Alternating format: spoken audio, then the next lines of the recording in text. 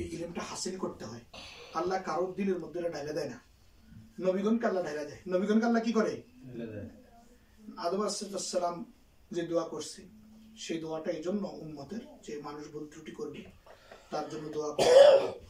কোনো ব্যক্তি যদি কোনো ব্যক্তির নামে একটা হজও করে, উমরাও করে, তবু এত উপকার হয় না যতটা উপকার হয় তার জন্য একটা দোয়া। কারণ রাসূলুল্লাহ সাল্লাল্লাহু আলাইহি ওয়াসাল্লাম বলছেন আর দোয়া আকীদা কিতাবের মধ্যে লেখছে দুআউল আহইয়াই মানফাউন লিল আমওয়াত। আকীদা তাহাউইয়া এবং নাসাফিয়া, আকীদাতুন নাসাফিয়া আমাদের মাদ্রাসার পাঠ্যপুস্তক, ওইখানে লেখা আছে দুআউল আহইয়াই মানফাউন লিল আমওয়াত, মৃতের জন্য জীবিতদের দোয়া খুব উপকারী। রাসূলুল্লাহ সাল্লাল্লাহু আলাইহি ওয়াসাল্লাম কোন কবরের পাশে দাঁড়ালে বলছে দোয়া করতে। সালাম এর একটা অর্থ দোয়া। সালামের একটা অর্থ কি? দোয়া। দোয়া। আমরা বলি সালাম, কেননা শব্দ সালামের মধ্যে আসসালাম শব্দটা আসছে এই কারণে, কিন্তু তার মূল অর্থ হলো দোয়া। তার মূল অর্থ কি? দোয়া। দোয়া। জানাজাতুন, তার মূল অর্থ দোয়া। জানাজার অর্থ কি? দোয়া। দোয়া। জানাজা অর্থ মৃতদেহ। জানাজা অর্থ কি? মৃতদেহ। আমরা কই সলাতে জানাজা করব, মানে মৃতদেহের উপরে সলাত পড়বো, অর্থাৎ হলো মৃতদেহের জন্য দোয়া করব। জানাজাতুন অর্থ মৃতদেহ। এখন মৃতদেহ উপস্থিত না হলে তার উপরে সলাত নাই, কেননা এটার নামই সলাতুল জানাজা। সলাতুল জানাজা তখনই হয় যখন মৃতদেহ উপস্থিত হবে। কথা বুঝছেন? আল্লাহ রাব্বুল আলামিন নির্দিষ্ট একটা ফর্মুলা দান করেছেন। এখন তার উপরে জানাজা কেন পড়তে হবে? এমন কত আম্বিয়া ছিলেন তার জানাজার নামাজে হয়নি।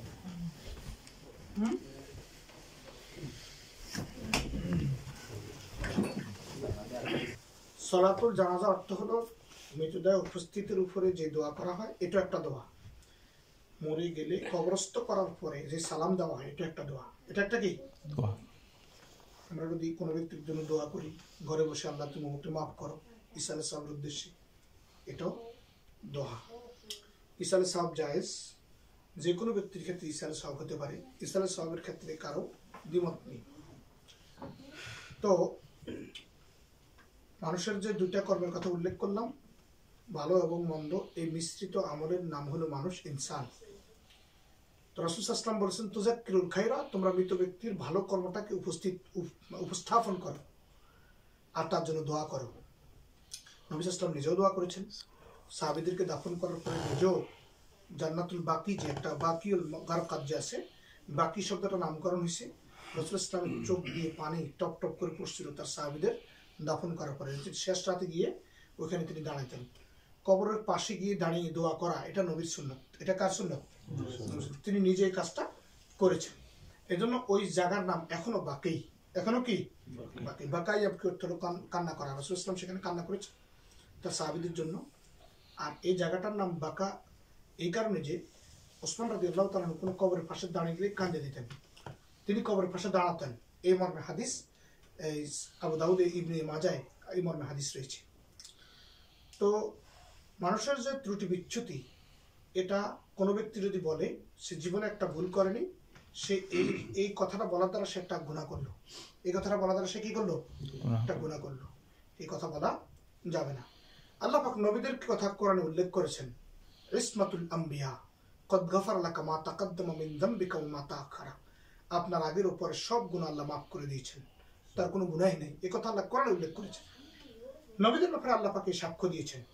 কিন্তু নবীগণ রাসূল সাল্লাল্লাহু আলাইহি ওয়াসাল্লাম ইন্নী লাস্তাগফিরুল্লাহ ওয়া আতুবু ইলাইহি আকসার মিন মিয়া মাররা, আমি প্রতিদিন আল্লাহর কাছে তওবা করি কমপক্ষে 100 বার অথবা তার চেয়ে বেশি। আকসার মিন মিয়া মাররা, মুসলিম বুখারী হাদিস আসছে, তিনি 100 বারের অধিক আল্লাহর কাছে ক্ষমা প্রার্থনা করেন। আমার ভাই এমদাদ অত্যন্ত ভালো মানুষ ছিল। তার আমলে কথাবার্তায় খুব ধর্মপরায়ণ ছিলেন, মসজিদ বিরু ছিলেন। মানুষের জন্য হেল্পফুল কৃতকর্ম তার দ্বারা সংগঠিত হয়েছে। আমি আমার এই যতদিন আসছি এখানে, আপনারা আরও আমার থেকেও অনেক আগ থেকে থাকেন এখানে, তো যতদিন থেকে আসছি আমি যতটুকু দেখেছি মানুষের হেল্পফুল একটা মন মানসিকতা তার মধ্যে ছিল। ভালো কর্ম তিনি করতেন, মসজিদে যাইতেন, আসতেন, মানুষের সাথে একটা সৌহার্দ্যপূর্ণ আন্তরিক সম্পর্ক তার ছিল। তো একটা কথাই বলবো যে আমাদের আরেকটা থট শিখতে হবে। মনে করেন, এটা একটা তাফসীরের কথা, মনে করেন আপনি একটা শার্ট গায়ে দিয়েছেন, আপনার জাজমেন্টে এই শার্টটা গায়ে দেওয়া আপনার জন্য উপযুক্ত, মানে আপনার জাজমেন্টে। কিন্তু এই জাজমেন্টটা কোনো ব্যক্তি যখন করে, এই জাজমেন্টটা তার একান্ত নিজস্ব চয়েস, নিজস্ব কি চয়েস। তো অনেক সময় কথাবার্তা বলতে গেলে তিনি মনে করতেন এটাই সঠিক, আমি মনে করতাম যেভাবে আমার শার্ট গায়ে দেওয়া সঠিক, আমি পাঞ্জাবি গায়ে দিচ্ছি, আমার এটা সঠিক, আমার জাজমেন্ট। কিন্তু অন্যের জাজমেন্টে যিনি এটাকে নিচ্ছেন, যিনি শার্ট গায়ে দিচ্ছেন, আমি আমার জাজমেন্টে বলো না আমার শার্ট গায়ে দেওয়া ঠিক হয় নাই, কিন্তু ওনার জাজমেন্টে উনি শার্ট গায়ে দিয়েছেন এটাই তার জন্য ঠিক। কথাটা বুঝছেন? তা আমরা এই সমস্ত জাজমেন্ট আমাদের মধ্যে থাকবে, আছে। আল্লাহ রাব্বুল আলামিন তার নেক কর্মগুলির দ্বারা যেন গুনাহটাকে ঢেকে দিয়ে তাকে জান্নাত দান করেন, এই দোয়াই করি। আর পরিবার পরিবেশকে যেন আল্লাহ সবরে জামিল দান করে, উত্তম সবর দান করে।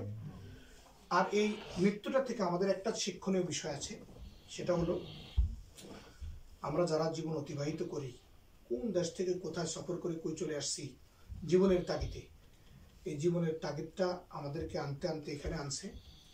আমাদের অবশ্যই এই অবস্থা প্রস্তুত থাকতে হবে যে মৃত্যুটা আমাদের জন্য একদম আনপ্রেডিক্টেড। এটা কি বলেন তো? আনপ্রেডিক্টেড। আমরা কখনোই বলতে পারবো না কখন আমাদের মৃত্যু হবে, এর কোনো প্রেডিকশন নেই। একটাই, সবসময় আমাকে আপনাকে প্রস্তুত থাকতে হবে আল্লাহ রাব্বুল আলামিনের কাছে। তো একটা কর্ম আজকে বলে দিচ্ছি।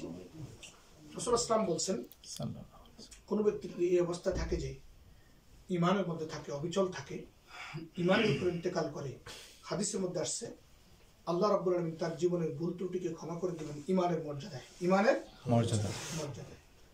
তো আপনার সাথে আমাদের সাথে চলাফেরায়, উঠা বসায় মানুষের ভুল ত্রুটি হতে পারে।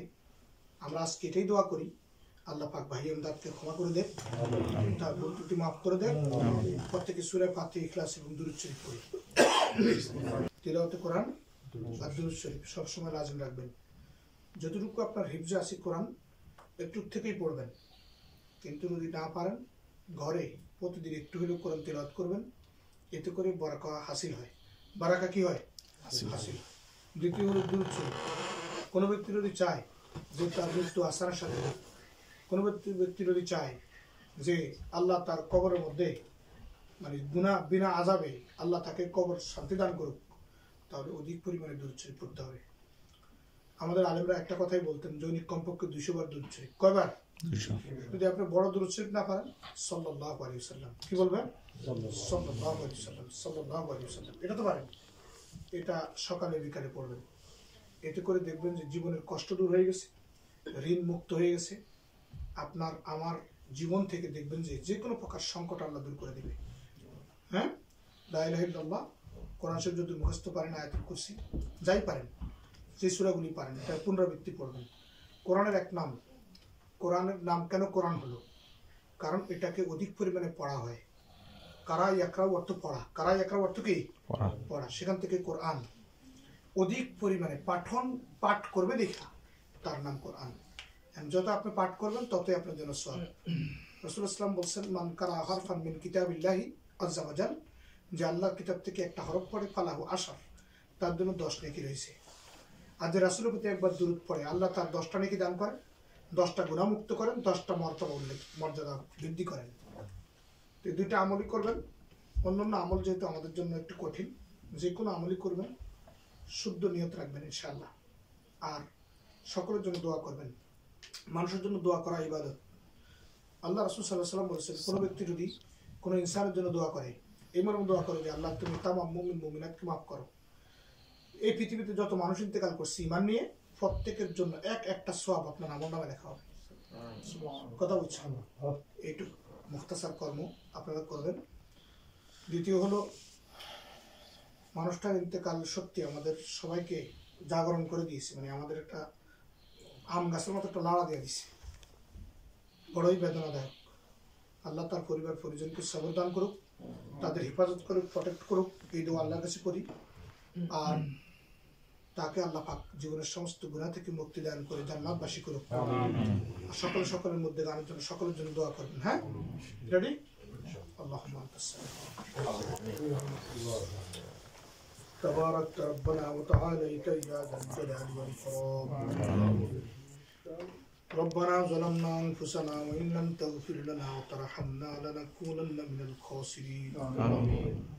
اللهم لا تدع لنا ذنبا إلا غفرت ولا هما إلا فرجت ولا حاجة من حوائج الدنيا إلا قضيت يا رب العالمين آمين رب كريم জুমার দিনে আল্লাহ মুবারকময় মাসে বরকতময় মাসে তোমার শাহী দরবারে সূরা ফাতিহা ইখলাস ও দুরূদ শরীফের সাথে হাত তুলেছি আল্লাহ آمين আল্লাহ তুমি আমাদের সওয়াবটুকু প্যারে রাসূল সাল্লাল্লাহু আলাইহি ওয়াসাল্লাম রওজা আতহারে तमाम साहबा इकराम ताबिईन तब ताबिईन अइम्मतुल मुज्तहिदीन मुहद्दिसीन मुफस्सिरीन तमाम औलिया इकराम उलमा इकराम अल्लाह शकल रहम व हुसैन آمين আল্লাহ খুসুসান যাকে উদ্দেশ্য করে হাত তুলেছি রব্বে করিম আল্লাহ আমার ভাই ইমদাদের রূহ মুবারক পৌঁছে দিও آمين আল্লাহ তার জীবনের সগীরা কবিরা গুনাহ সমূহ মাফ করে দিও آمين আল্লাহ তাহার পক্ষ থেকে আমাদের তওবা ইস্তিগফারকে কবুল করো آمين আল্লাহ তার জীবনের গুনাহ মাফ করে দিও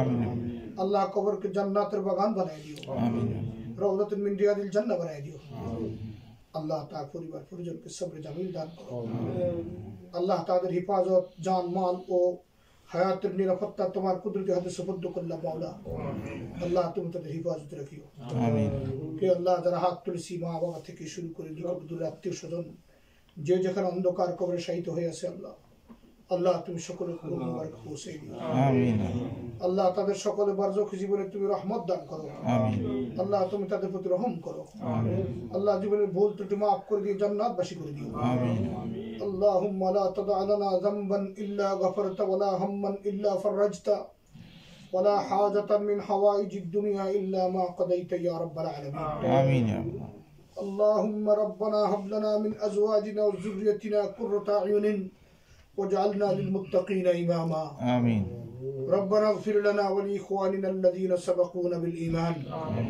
ولا تجعل في قلوبنا غلا للذين آمنوا ربنا إنك رؤوف رحيم آمين اللهم رب ارحمهما كما ربياني صغيرا اللهم رب ارحمهما كما ربياني صغيرا آمين رب اغفر لي ولوالدي ولأساتذتنا ولشيخنا ولمشايخنا ولمن حقا علينا بالدعاء يا رب العالمين آمين يا الله আল্লাহ আমার ইমদাদ ভাইয়ের ছেলেটাকে তুমি প্রোটেক্ট করিও আল্লাহ তুমি তাকে ঈমান ও আমলে ইলমে তারাক্কি দান করিও آمين আল্লাহ তুমি তাহার পরিবার পরিজনের প্রতি রহম করো মাওলা آمين يا الله আল্লাহ তাহার এই ঘরের মধ্যে বরকত হাসিল করার শক্তি তৌফিক দান করো آمين يا الله আল্লাহ তুমি তাহাদের মধ্যে বারাকা দান করো آمين اللهم تقبل منا كما تقبلت من عبادك الصالحين وصلى الله تعالى على سيد الأنبياء والمرسلين آمين وعلى آله وصحبه أجمعين